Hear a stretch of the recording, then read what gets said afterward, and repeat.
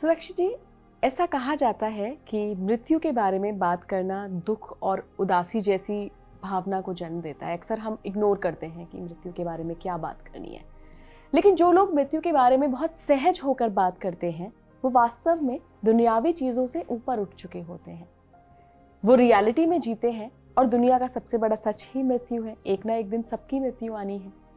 आपका क्या मानना है कि जो आत्मा है उसको शरीर से अलग होने के बाद उस आत्मा को क्या अनुभव होता है, और क्या अध्यात्म में किसी ऐसी चीज का वर्णन है जो आप हमारे दर्शकों के साथ शेयर करना चाहते हो कि शरीर छूट गया, आत्मा शरीर से निकल गई, फिर वो आत्मा क्या सोचती है, क्या करती है, कैसा अनुभव करती है? मृत्यु का डर एक अनजाना डर है, क्योंकि व्यक्ति को पता नहीं कि मृत्यु कैसे घटती है। वो एक अनजाना डर है। जैसे हमें पता ना हो, किसी कमरे में अंधेरा हो तो हमें डर लगेगा, पता नहीं कि टकरा ना जाऊं। और रोशनी आ जाए तो कोई डर नहीं, आप आराम से अपने घर में भाग जाओगे। गुप्त अंधेरा हो जाए तो बड़ा मुश्किल है। तो ऐसे ही चूंकि उसका पता नहीं है, इसलिए उसका डर होता है। और मौत का डर ही जीवन के सारे छोटे और बड़े डरों का आधार है। इसको अभिनिवेश कहते हैं कि मृत्यु का डर है। और वो डर वाजिब भी है, क्योंकि जितने भी हम योनियों से होकर आए हैं, हर योनि में हमारी मृत्यु हुई होगी। और मृत्यु के समय जो कष्ट हुआ होगा वो चित्त में आज भी इकट्ठा है। तो वो जो कष्ट इकट्ठा है, जैसे मृत्यु के बारे में सोचते हैं, वो सारे का सारा जो संस्कार है वो भर कर आ जाते हैं और हमको डरा देते हैं। एक तो ये पक्ष हो गया कि वो डरा देते हैं। एक है कि मृत्यु को हमने जाना ही नहीं, समझा ही नहीं, देखा ही नहीं, उससे रूबरू हुए ही नहीं, और हम डरे जा रहे हैं। फियर ऑफ अननोन, वो अननोन का फियर हो गया है, वो डरे जा रहे हैं। जबकि मृत्यु तो एक पड़ाव है, एक पड़ाव है नए जीवन का। तो फिर डर थोड़ी।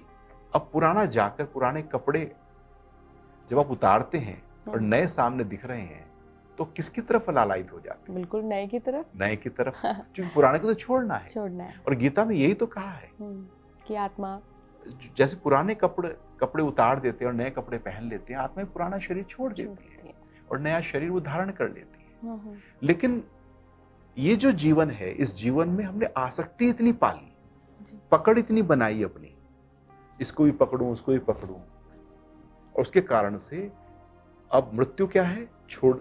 सब कुछ छोड़ देना है। तो डर पैदा हो जाता है, मैं क्यों छोड़ूं?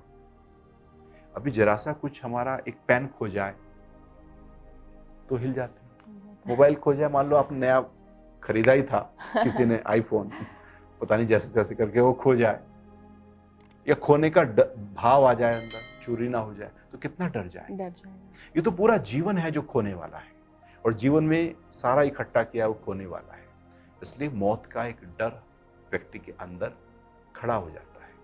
लेकिन जब हम स्पिरिचुअल प्रैक्टिस में होते हैं, आध्यात्मिक क्रियाओं में होते हैं, ध्यान के अभ्यास में होते हैं, तो मौत का डर नहीं रहता, क्योंकि हमने कुछ पकड़ा ही नहीं है। तो उसके खोने का डर कैसा, छूटने का डर कैसा? डर तो तब आए जब कुछ पकड़े, तुमने छोड़ दिया। अब मौत क्या है? फिर मौत है साधक के लिए, मौत तो मुक्ति है। एक है मौत, मृत्यु, एक है मुक्ति।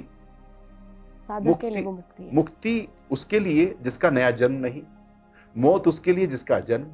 क्योंकि मौत के बाद जन्म खड़ा है, जन्म के बाद मौत खड़ी है। ये दोनों आपस में चिपके खड़े हैं। जैसे सुख के साथ दुख खड़ा है, दिन के साथ रात खड़ा है, लाभ के साथ हानि खड़ी है, मान के साथ अपमान खड़ा है, ऐसे जन्म के साथ मौत खड़ी है, मौत के साथ फिर जन्म खड़ा है। एक श्रृंखला है।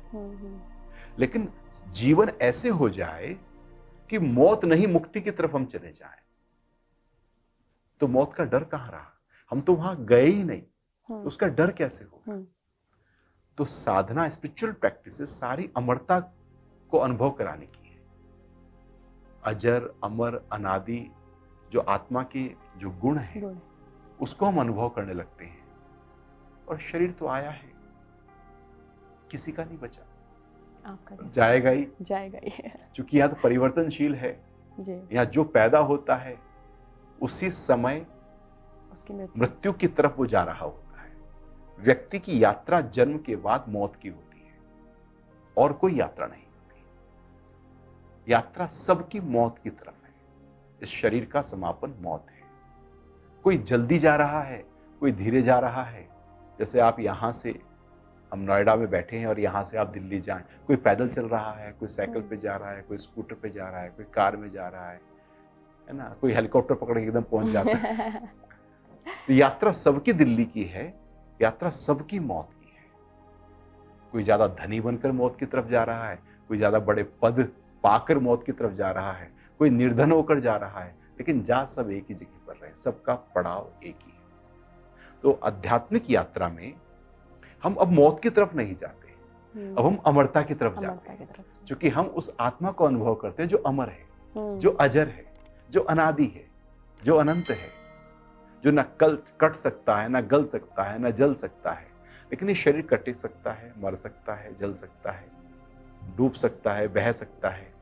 तो शरीर, बॉडी कॉन्शियसनेस से जब आप कॉन्शियसनेस में आ जाते हैं तो मौत का डर चला जाता है। लेकिन जब आप बॉडी कॉन्शियसनेस में रहते हैं, पद और प्रतिष्ठा और नाम और रूप और इसमें रहते हैं, तो मौत का डर उतना ही ज्यादा बड़ा और घना होता है जितना ज्यादा हमारी पकड़ यहाँ होती है। तो इसलिए बहुत लोग बहुत डरते हैं, बहुत लोग नहीं डरते। वैराग्य उत्पन्न हो जाए तो डर निकल गया, आसक्ति उत्पन्न हो जाए तो डर खड़ा हो गया। ये बात मैं आपकी बात से कनेक्ट कर पा रही हूँ, क्योंकि 5 साल पहले जो मेरी मन की स्थिति थी सुरक्षित जी, वो बिल्कुल ऐसे ही थी। बहुत डर लगता था कि मृत्यु क्या है, किस वक्त आ जाए। और उसके बाद जो आफ्टर डेथ के बाद आप चीज़ें पढ़ लेते हैं, बहुत सारी चीज़ें कि आत्मा भटकती रहती है, जब जनरली आप अध्यात्म को उतना नहीं पढ़ते हैं या आपको नॉलेज नहीं होती है। तो ये स्थिति मेरी 5 साल पहले थी। लेकिन धीरे धीरे जैसे आप चीज़ें स्पिरिचुअलिज्म को जैसे जैसे आप प्रैक्टिस में लाते हैं और पढ़ना शुरू करते हैं, आपके साथ मैंने काफ़ी इंटरव्यूज़ करे हैं, तो बहुत सारी चीज़ें आपका भगवत गीता का जो एपिसोड्स थे डेली सुनती थी मैं, वो नॉलेज जब आती है तो आपका जो व्यवहार होता है उसके अकॉर्डिंग वो डेवलप करते हो। तो मैं दर्शकों को भी यही कहना चाहूँगी कि जैसा कि सुरक्षित जी ने बताया कि जब हमारा जन्म होता है तो जो हमारी डेस्टिनेशन है, जो हमारा सफ़र है, वो मृत्यु तक ही हमें लेके जाता है। तो सफ़र को खूबसूरत बनाना भी तो हमारी जिम्मेदारी है, और आई थिंक वो अध्यात्म से बढ़कर कैसे होगी। अध्यात्म है ही इस जीवन की यात्रा को सुंदरतम बनाने, अन्यथा हर व्यक्ति किसी दुख में, किसी परेशानी में, किसी अभाव में, किसी प्रभाव में, किसी उलझन में, किसी समस्या में घिरा हुआ है। ये कोई जीवन थोड़ी है। या यूं कहें कि जीवन को जीने का तरीका सीखा ही नहीं है, जीवन मिल गया।